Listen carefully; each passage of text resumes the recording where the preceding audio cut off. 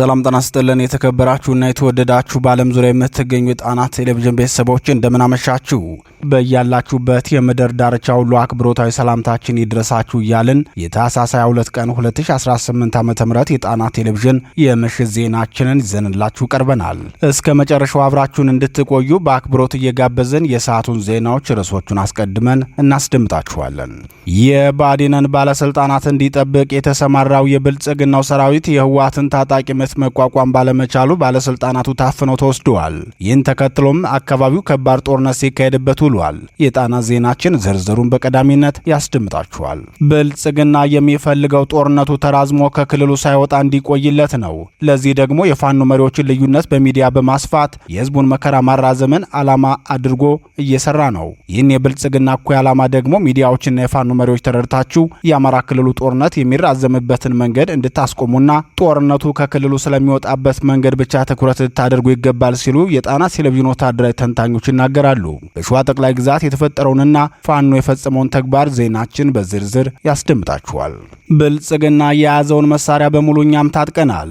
እኛ የታጠቅነው የብልጽግናን ሰራዊት ነጥቀንና እናንተ የምታደርጉልን ድጋፍ ተጠቅመን ነው። ብልጽግና ደግሞ አገሪቱን ዕዳ ውስጥ ከቶ የገዛው ነው ሲል ፋኖ ተናግሯል። የአማራ ፋኖ የትግል ደረጃንና የብልጽግናውን ሰራዊት የጭካኔ ጥግ አስመልክቶ ልዩ መረጃ እናስደምጣችኋለን። ቂመኛውና በቀለኛው የብልጽግናው ሊቀመንበር ከ3 ዓመት በፊት ወልቂጤ ላይ የጉራጌ ህዝብ ያሳያቸውን ጥላቻ ጊዜ ጠብቀው እየተበቀሉ ቀጥለዋል። ከወራት በፊት የተፈጠረው የጉራጌ ቀጠና ቀውስ ሰሞኑን በአዲስ መልክ ተደግሟል። በርካታ ንጹሃንም የግፉ ሰለባ ሲሆኑ የብልጽግናው ሰራዊት አባላት ከወታደርነት ከተሰናበቱ በኋላ ራሳቸውን አደራጅተው አማጺ ቡድን ፈጥረው እየተዋጉ መሆኑንም ተናግረዋል። ዜናችን ያስደምጣችኋል።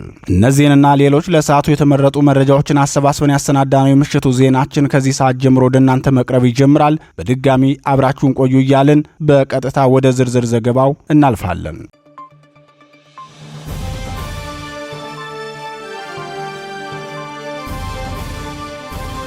በከባድ መሳሪያ የታገዘ ውጊያ ባለማጣ። በአማራ ክልል ሰሜን ወሎ ራያ አላማጣና ቆቦ ደጋሞ አካባቢዎች በከባድ መሳሪያ የታገዘ ውጊያ ሲደረግ መዋሉን የጣና ቴሌቪዥን ምንጮች ተናገሩ። በአካባቢው ከፍተኛ ውጥረት ነግሷል የሚሉት የጣና ቴሌቪዥን ምንጮች የህወሓት ታጣቂዎችም ከሁልጊዜው የተለየ ወታደራዊ እንቅስቃሴ እያደረጉ መሆናቸውን ጨምረው ገልጸዋል። የአካባቢው ነዋሪዎች ለጣና ቴሌቪዥን በሰጡት አስተያየት የህወሓት ታጣቂ ቡድን ኮረም ከተማን በሌሊት ሲዞራት አድሯል። በዚህ የሌሊት አሰሳቸውም 3 የአማራ ተወላጅ ወጣቶችን በጥይት ደብድበው ገድለዋል ሲሉ ተናግረዋል። የኮረም ከተማ ካድሬዎችም በህወሓት ታጣቂዎች ታስረው ወደ ህወሓት ወታደራዊ ካምፕ መወሰዳቸውን የዓይን እማኞች ተናግረዋል። ዛሬ ከቀትር በኋላ ደግሞ የብልጽግናው ሰራዊት ሰፍሮ ወደሚገኝበት ካምፕ የህወሓት ታጣቂዎች ማምራታቸውን ተከትሎ በብልጽግናው ሰራዊት በኩል በከባድ መሳሪያ የታገዘ ውጊያ ከፍቶ ራሱን ለማዳን ሲሞክር መዋሉን የአካባቢው ነዋሪዎች ተናግረዋል። የብልጽግናው ሰራዊትና የህወሓት ታጣቂዎች በመካከላቸው የተፈጠረው ችግር መነሻ ምክንያቱ አስመልክቶ መረጃውን ለጣና ቴሌቪዥን ያደረሱን ምንጮቻችን እንደገለጹት የኮረም ከተማ የብልጽግና ካድሬዎች በህወሓት ታጣቂዎች በመወሰዳቸው ምክንያት ነው ብለዋል። ምንጮቻችን አክለውም ነገር ግን የብልጽግናው ሰራዊት የባዲን ካድሬዎችን በህወሓት ታፍነው ከመወሰድ ማስጣል እንዳልቻለም ተናግረዋል። የብልጽግናው ሰራዊት በአካባቢው እንዲሰፍር ሲደረግ የተሰጠው ዋና ተልዕኮን አስመልክቶ የጣና ቴሌቪዥን ወታደራዊ ምንጮች ሲናገሩ በሌሎች አካባቢዎች እንደሚደረገው ሁሉ በዚህ አካባቢም የመንግስት ወታደሮች የሰጣቸው ኃላፊነት የባዲንን ካድሬዎች ከህወሓት ታጣቂዎች መጠበቅ የሚል ነበር ሲሉ ገልጸዋል። በአማራ ክልል ጦርነት በፋኖ እርምጃ ከተወሰደባቸው የብልጽግናው ሰራዊት አባላት መካከል ከፍተኛ ቁጥር የሚይዙት ወታደሮች የተገደሉት የባዲንን ካድሬዎች አጅበው በሚንቀሳቀሱበት ጊዜ ነው። የአንድ ሀገር ሰራዊት የአንድ ካድሬ ጠባቂ ሆኖ ካድሬን ለማዳን ሲል ህይወቱን መክፈሉ ያሳዝናል ሲሉ አስተያየታቸውን የሚሰጡት የጣና ቴሌቪዥን ወታደራዊ ተንታኝ ሰራዊቱ ራሱን ማስከበር ባለመቻሉ ካድሬን ከነቤተሰቡ እየጠበቀ ህይወቱን መስዋዕት እንደሌለበት ራሱ የውሳኔ አቋም መውሰድ ይገባዋል ሲሉ ተናግረዋል። የብልጽግናው ሰራዊት እንዲጠብቃቸው ቢታዘዝም ከአቅሙ በላይ የሆነው የህወሓት ታጣቂ አፍኖ ከወሰዳቸው የባዲን ካድሬዎች መካከል አቶ ሙልጌታ ካሴ የሚባሉ የኮረም ከተማ ትምህርት ጽሕፈት ቤት ኃላፊ ሲሆኑ የኮረም ከተማ ሚልሻ ጽሕፈት ቤት ኃላፊ የነበሩት አቶ ሙፌ አሊ ናቸው። ይህንን ተከትሎ የብልጽግናው ሰራዊት በተጠንቀቅ እንዲቆም መታዘዙንና ዛሬም የህወሓት ታጣቂዎችን እንቅስቃሴ ለመገደብ በከባድ መሳሪያ የታገዘ ተኩስ መክፈቱን ምንጮቻችን አስታውቀዋል። በአካባቢው በተደረገው ውጊያ የደረሰው ወታደራዊ ኪሳራ በውል አልታወቀም ያሉት ምንጮች ተኩሱ አሁንም እንደቀጠለ ነው ብለዋል። በአካባቢው ከፍተኛ ውጥረት ከመንገሱን በተጨማሪ የህወሓት ታጣቂዎች ነዋሪዎችን በየቤቱ እየገቡ እየደበደቡና ሀብት ንብረትም እየዘረፉ መሆናቸውን የዓይን እማኞች ለጣና ቴሌቪዥን ገልጸዋል። በአሁኑ ሰዓት አለማጣ ከተማን ጨምሮ በሁሉም የራያ አካባቢዎች የህወሓት ታጣቂዎች ሰራዊት እያንቀሳቀሱ መሆኑንም ምንጮቻችን ጨምረው ገልጸዋል። የህወሓት ታጣቂዎችን በፈቃደኝነት ያስገባውና የአካባቢው ኮማንድ ፖስት አዛዥ የነበረው ኮሎኔል አህመድ በቅርቡ በህወሓት ትዕዛዝ አለማጣ ከተማን ለቆ መውጣቱን መዘገባችን ይታወሳል።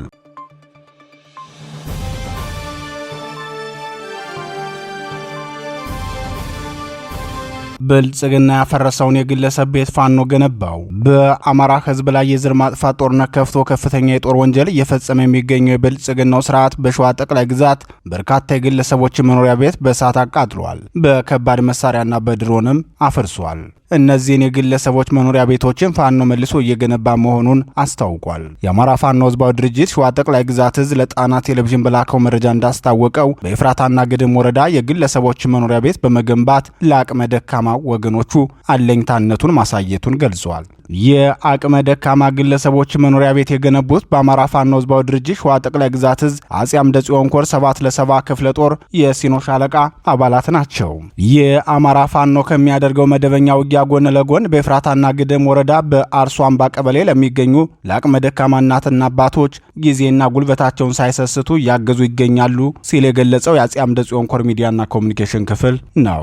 የብልጽግናው ሰራዊት በአማራ ህዝብ ላይ የከፈተውን የዘር ማጥፋት ጦርነት በማራዘም የአማራን ህዝብ ለከፋ ስቃይና ለተራዘመ መከራ መዳረግን ዋናው የጦርነቱ ግብና ስኬት አድርጎ እየተጠቀመበት ይገኛል። ጦርነቱ ከክልሉ እንዳይወጣ የተለያዩ ዘዴዎችን በመጠቀም በፋኖች መካከል አንድነት እንዳይፈጠር ሴራዎችንና ሰርጎ ገቦችን በማሰማራት እጅ የሰጡትን በመንገድ መሪነትና በአስተኳሽነት እየተጠቀመ ጦርነቱ በክልል ውስጥ ለረጅም ጊዜ እንዲቆይ ፍላጎት አለው። በጦርነቱ መራዘም ደግሞ በጊዜ ሂደት የአማራ ህዝብ በስነ ልቦና፣ በኢኮኖሚ፣ በማህበራዊና በደህንነት ዘርፍ የተዳከመ ህዝብ እንዲሆን ያስችለዋል። ጦርነቱን ከክልሉ በፍጥነት ማውጣት ካልተቻለ የአማራ ህዝብ እጣ ፈንታ አስከፊና አሳሳቢ እንደሚሆን የሚናገሩት የፖለቲካ ተንታኞች የአማራ ፋኖ መሪዎች ተረጋግተው በመምከርና አንድነታቸውን በማስፈን የአማራ ህዝብ የተደቀነበትን አሁናዊ መከራን ብቻ ሳይሆን በተራዘመ ጦርነት ውስጥ ክልሉን ከማዳከም መታደግ የሚቻልበትን ኃላፊነት ሊወጡ ይገባል ብለዋል።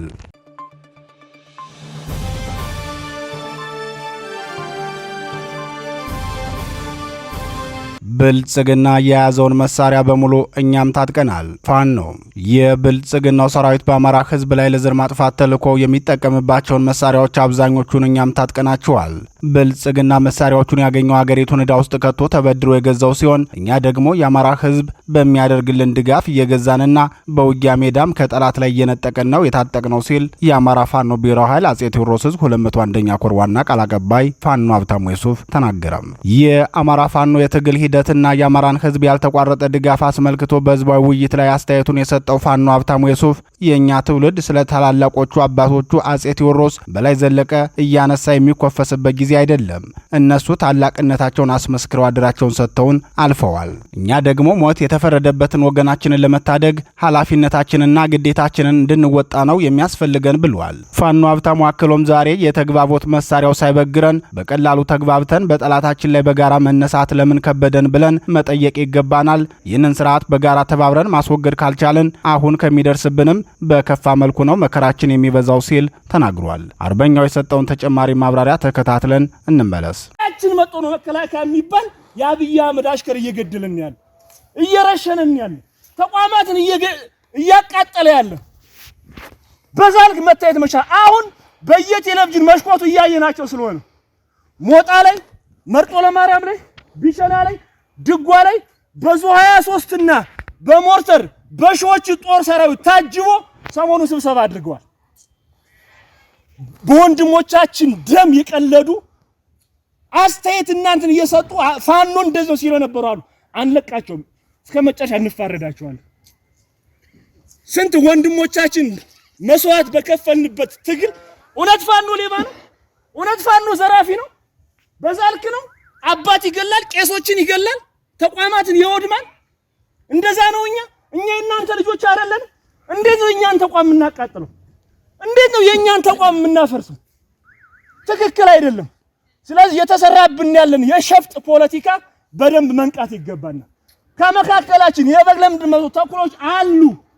ቄስም በለው ሸህም በለው ደረሳም በለው አርሶ አደርም በለው እዚህ ካላችሁት ውስጥ ነገ መረጃ የሚሰጣል ትክክል አይደለም ነገ እንፋረዳችኋለን ስለ እውነት ማለት ነው የምትኖሩት ከኛ ጋር ነው በየትኛውም አጋጣሚ አብረን ተባብረን ነው መኖር መቻል ያለብን አሁን ላይ ስርዓቱ እየፈጸመ ያላቸውን ድርጊት እኛ ሰላም ፈላጊዎች ሰላም አንጠላ ማንንም ሰላም የሚጠላ የለም በእች ብድር ላይ እስካለ ማለት አላስ ኖረን ያሉ ግን ተወልደን ባደግንበት ከመቶ ከ200 ዓመት በላይ የኖርንበት ቀያችን መጣው ነው እየገደሉን ያሉን እኛ ሄደን እኮ አይደል እኛ ሄደን ተዋጋን እኛ ሄደን ገደልናቸው እኛ ቀጠልናቸው እኛ የፈጸመው ድርጊት ምንድነው ምን የፈጸመው ነገር አለ በቀብላችን መጣው አይደል ከክልላችን መጣው አይደል እየገደልን ያለ ለምንድነው በዛልክ ማጣው እኛ እንደናንተ አርፈን እናት አባቶቻችን ይታዘዙ ቁጭ ብለን መኖር እንችላለን ቸግሮን አይደለም እርቦን አይደለም ጠምቶን አይደለም ይወጣን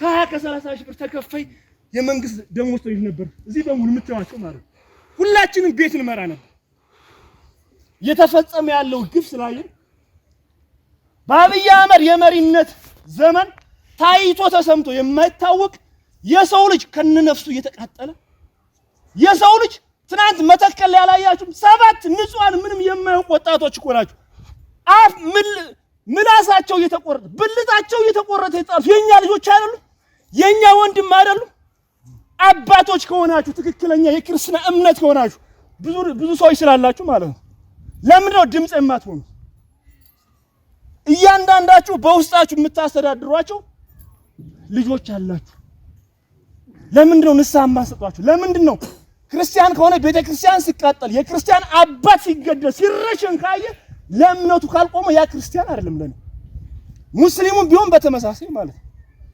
ስለዚህ መርጦ እንትን አይደለም እየጠፋን ያለነው በአማራነታችን ብቻ ነው እየተገደልን ያለነው በአማራነታችን ነው እን በደንብ ውስጣችሁ ልታስገቡት ይገባል አሁን እርስ በርስ በመሬት ጉዳይ የምንነጋገርበት አይደለም የትኛው መሬት ላይ ልትኖር ነው በገበያ ቀን እየተያዘ ስንቱ ነው የተገደለው ምንም የማያውቀው እርሻ ያያረሰ ከርሻ ቦታው የተገደሉ ስንቶቹ ናቸው አታውቁም በየቀበላችሁ በየወረዳው በየዞን እውነት የመረጃ የላችሁም እናንተ መጀመሪያ ይሄንን ስርዓት ነው መታገል መቻል ያለብን በጋራ አንድ ሆነን ማለት ነው ይሄን ስናደርግ በቂ የሆነ ቦታ አለን እውነት ለመናገር በቂ የሆነ ሀብት አለን በቂ የሆነ የእርሻ መሬቶች አሉ በቂ የሆነ ተቋማቶች አሉ አይደለም አማራን ከአማራ ክልል ውጭ ያለውን መመገብ የሚችል ነው የኛ አርሶ አደር የጎጃም አርሶ አደር ማለት ነው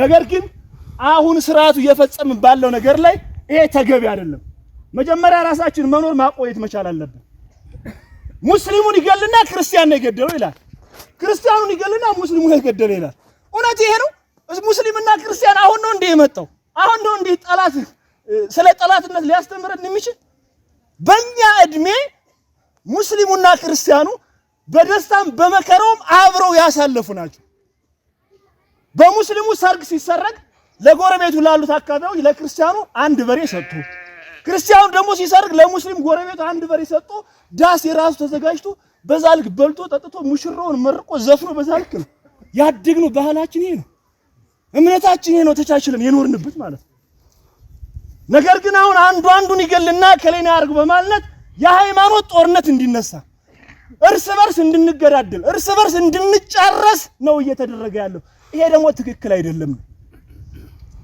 እያንዳንዱ አማራ የሆኑ እሴቶች ባህላችን ወጋችን ሁሉ እንዲጠፋ ነው የተፈለገ ያለው አረንጓዴ ቢጫ ቀይ ባንዲራ ለብሰህ መታየት አትችልም አሁን በአብይ አህመድ የሥርዓት ዘመን አረንጓዴ ቢጫ ቀይ የተቀባ መኪና አዲስ አበባ ውስጥ መንቀሳቀስ አይችልም አረንጓዴ ቢጫ ቀይ ባንዲራ ከጥንትም ከአባቶቻችን ጀምሮ የመጣ ሲወርድ ሲዋረድ በደስታ በመከራው ባረፋ በጥምቀቱ በእያንዳንዱ ምን ደምቅበት ቤተክርስቲያን ሲመረቅ ሰርግ ስንሰርግ ትምህርት ቤት እንትን ሲሆን ዝግጅት ሲሆን ቤታችን አካባቢያችን የምናደምቅበት አረንጓዴ ቢጫ ቀይ ባንዲራ ነው ማየት አልፈልግም እሱን መሀል አዲስ አበባ ላይ ምንድነው የተደረገ ያለው ቅዳሴና አዛን መስማት አልፈልግም እየረበሻችሁ ነው ጮቱ እየረበሸኝ ነው ቤተ መንግስቴን እየረበሸኝ ነውና መስማት አልፈልግም እኮ ነው የተባለው ይሄን አታውቁ አሁን ተቃዋሚ ፓርቲ የሚባል የለም። ሙሉ በሙሉ ደምስሻቸዋለሁ፣ ድራሻቸውን አጥፍቻቸዋለሁ። አልገዛኝ ያለ ግን ክርስቲያን የሚባል ነው። በአባቶች እየያዙ በእምነት እየያዙ እንደፈለኩ ምሰሩን ስራ ያያዘኝ የክርስትና እምነት ነው። ስለዚህ ክርስቲያንን ማጥፋት አለብኝ በሚል በአደባባይ ተነግሯል። እኔ አይደለም አብይ አህመድ ነው የተናገረው። ላለመጥፋት ደግሞ እስከ መጨረሻ እንዋጋለን። እኛ ድሮ አባቶቻችን ፋኖነት ያስተማሩ ከምንም እኮ እንትን አይደለም። ፋኖነት ምንድነው? አልገዛም ባይነት ነው። ከዚህ በፊት የነበሩ አባቶቻችን ቀደምት እንትኖች እኮ በታሪክ ውስጥ ያስቀምጧቸዋል። እንዴት እኛ ዛሬ ድሮ እና አፄ ምኒልክ እነ ቴዎድሮስ እነ ጣይቱ በፊት በላይ ዘለቀ ምንም እንትን ሳይኖራቸው በባህላዊ መሳሪያ ባልቢን በወንጭፍ በጎራዴ ብልህ ስለነበሩ ጥበብ ስለነበሩ እሺ ስለተፈቀደልኝ አመሰግናለሁ። አሁን ወንድሞች እንዳሉት ሁሉ ዛሬ እናንተ ትምህርቱ በጣም ተምንም በላይ ነው የተማርን፣ አመስግነናል። እንዲህ አድርጎ ቢያስተምር የምናገኝማ ምንስ ችግር አለብን? ለውጊያውም ተሳታፊ ነን፣ ግንባር ቀደም ነን። ነገር ግን ውስጣችን ችግር አለ፣ የኮሰኮሰው አለ። ይሄ ህዝብ በሙሉ ማለት ነው በጣም የሚያበላሽ ውስጣችን የሚያተራምስ ስላለ ውጊያው እንዴት ይሄዳል እንዴት ይቀጥላል በሚል ነው። ይሄ ህዝብ እውነት እንደሚባለው ሁሉ መሳሪያ ይዘልም አሁን ያስፈሉናል ነው የተባለው። በግልጽ ገንዘብ እየተበላ ነው ያለ ማለት ነው። ይሄ ህዝብ እየተኮነነ ያለ፣ ይሄ ህዝብ እየተበዘበዘ ነው ያለ። ምንም የለም አምላካችሁ ነው። ነገ ዛሬ አበበ ከበደ አንንም ማገዳችሁ፣ ህዝቡ ግን ተዚህ የበለጠ ህዝብ ነገም ተነገ ወዲያ ብትቀጥሩ አይመጣም። ዛሬ መመረጥ ነበረበት ማለት ነው። አስተዳደሩ የለም፣ ቀበሌ የለም። ቀበሌው ቢኮሰኩሰው ነው የተቀመጠ ያረፈ ሰንብቷል፣ ተቀመጠ ሰንብቷል። ወከልኩ ብሎ ምን ብሎ ነው ቁጭ አለ። ለምን ነው አካዳቸው ጓደኞቹ ቢያስጠሉት ነው የተቀመጠ እንጂ ቀበሌያችን የሚወክልና የሚተካሰው የለም። በአገራችን ትልቅ ሰው ያለ እሱ ሊሆን ይችላል። ከዛ ውጭ ግን እሱ ቀሎ አግምጦ በግምጫ በጓደኞቹ ግምጫ ነው የተቀመጠ ማለት ነው። ስለዚህ አሁን ዛሬኛ እርግጠኛ ይዘው የመጣ ሹምሽር ነው። በቃ ለምን ሌባው ሌባ ይባል ተብሎ ነበር የመጣ ማለት ነው። ለምን ነው አማራን አንድ አማራ ነው አለ ህዝብ። ይሄንን አማራውን አማራ የሚበላው ለምን? ይሄን እየጋጠው ነው ያለ። ይሄን እናንተ አሁን ነገር ደግሞ እናንተ ዛሬ የተሸበባችሁ በአንድ ሰው ነው። በቃ ቀን ስጡት የተባላችሁ ማለት ነው። ጊዜ ስጡት የተባላችሁ እርግጠኛ ነኝ ነገ ተነገ ወዲያ ደግሞ እናንተ ላይ እናንተ ፊት ባይመጣባችሁ ነው ሰው ይታዘብ። በቃ ይሄንን ጊዜ ስጡልን፣ አረዛቱት፣ በእኛን አድርጉን። በቃ ሊሆን ይችላል። ተጠቅሟላ የበላ ነው የሰው ደም እየጠጣ የበላ ገንዘብ ማለት የሰው ደም ነው። ገንዘብ ማለት የሰው ደም ነው። ደም ነው የአማራ ደም። እነ ጌታቸውን የመሰለን ስንቶች አልቀው ተቀምጦ እሱ በዚህ በአማራ ይቀልድ እና ይሄንን የሚቀልደውን ነግረናችሁ ለምን ቁጭ አይልም? አያርፍ ከራሴ ጀምሮ ማለት ለምን አያርፍ? ስለዚህ ጊዜያውንም እስየ እናንተ ይሄን ሁሉ ትምህርት አስተምራችሁን እናንተ እንደው መገልሰስ ነውር ሊሆን ይችላል። ጊዜ በአጭር ቀን ተሰጥቶት መፍትሄ አግኝተን እንዳለፋችሁ እንደቅድሚያችሁ ሆነን ተግባብተን ይሄን ውጊያ ማካድ ያስፈልገናል የሚል ሐሳብ አለኝ። ከዛ ውጭ ስለ ቤተክርስቲያን ትክክል ነው። ቤተክርስቲያን አሁን በሁሉም ላይ ትክክል ናችሁ። አማጋ ወረራ እንደዚህ ሐምሌ 27 2016 ዓመተ ምህረት 15 ከዛ ወደዚህ ማለት ነው የተደረገ ነገር ታለ ችግረኛ ነን ማለት ነው። ከዛ በፊት ያለው እየተበላሸንብን ነው ያለ። ይሄን የሚያበላሽብን ማን ነው? እዚህ ውስጥ ያለ አመራር ነው ማለት ነው።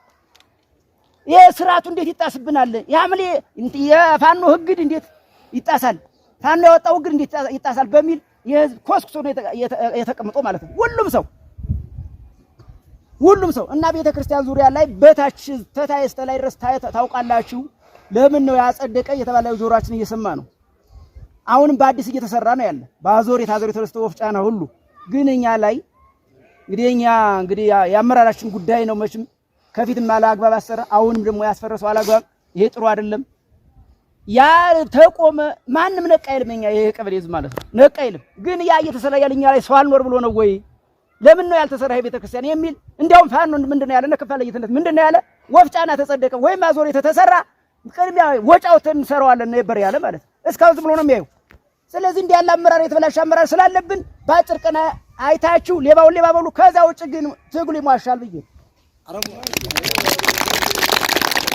እኔ አንድ ጊዜ ነው ምረቃ ነው ሽማግሌ ስለሆንኩ ምረቃ ነው። እኔ ሌላ አይደለም። እንግዲህ የዛሬው ተድሜም አንጻር ላይ ነኝ። ይችን ሁሉ የተናገራችኋትን በታሪክም አውቃለሁ። እውነት የለም መናገር ከሆነ ራሴን አካበድክ ባትሉኝም ማለት ነው።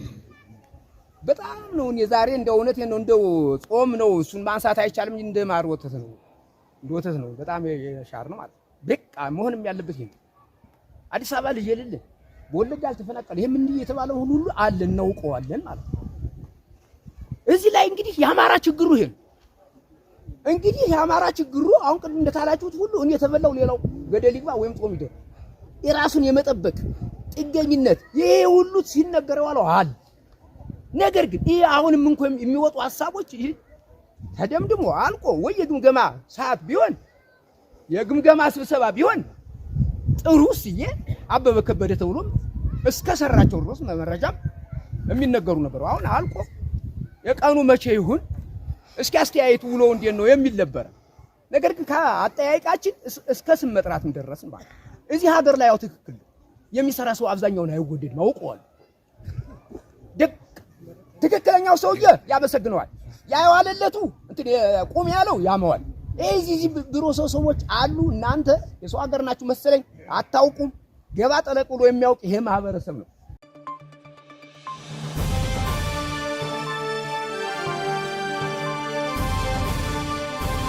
በጉራጌ ያገረሻው ግጭት ንጹሃንን ገደለ።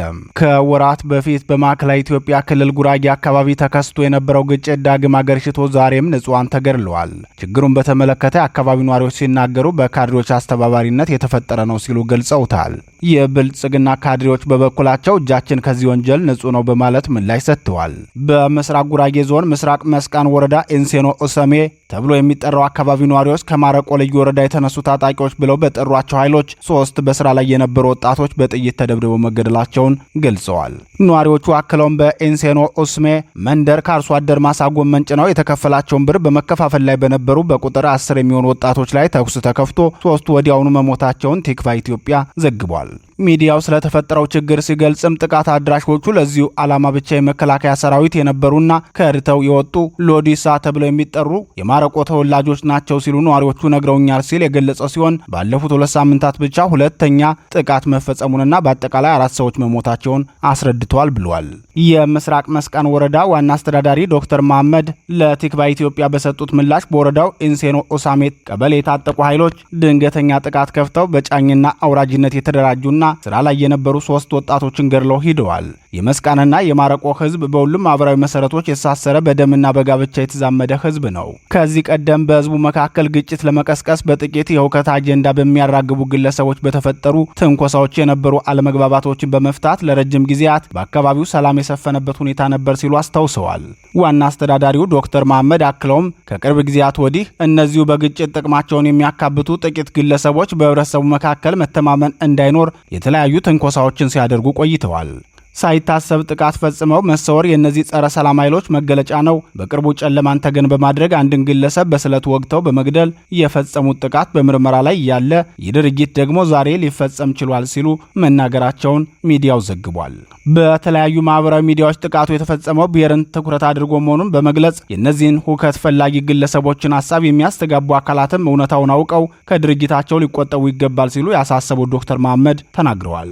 የማረቆ ልዩ ወረዳ ዋና አስተዳዳሪ አቶ ጀማል አማሩ በበኩላቸው ለቲክቫ ኢትዮጵያ በሰጡት ምላሽ የመስቃንና ማረቆ ህዝቦች በእጅጉ የተሳሰሩ መሆናቸውን በመግለጽ በሁለቱ ህዝቦች መካከል ምንም አይነት ግጭት የሌለና ከምስራቅ ጉራጌና የምስራቅ መስቃን ወረዳ መዋቅሮች ጋር በጉዳዩ ላይ በጋራ እየሰሩ መሆናቸውን ገልጸዋል። የግል ፍላጎት ባላቸውና የብጥብጥ አጀንዳ አራጋቢዎች ህዝቡን ለማጋጨት የሚያደረጉ ትንኮሳዎችን በዘላቂነት ለመፍታት መንግስት በልዩ ትኩረት ይሰራል ሲሉ የተለመደ ተጠያቂነትን ማምለጫ ካድሬው አስተያየታቸውን ሰጥተዋል። ዛሬ ግጭት በተነሳበት አካባቢ ከወራት በፊትም በተመሳሳይ የብልጽግናው ሊቀመንበርና አቶ ርስቱ ይርዳው በቅርበት የሚከታተሉት ወንጀል ተፈጽሞ እንደነበር አይዘነጋም።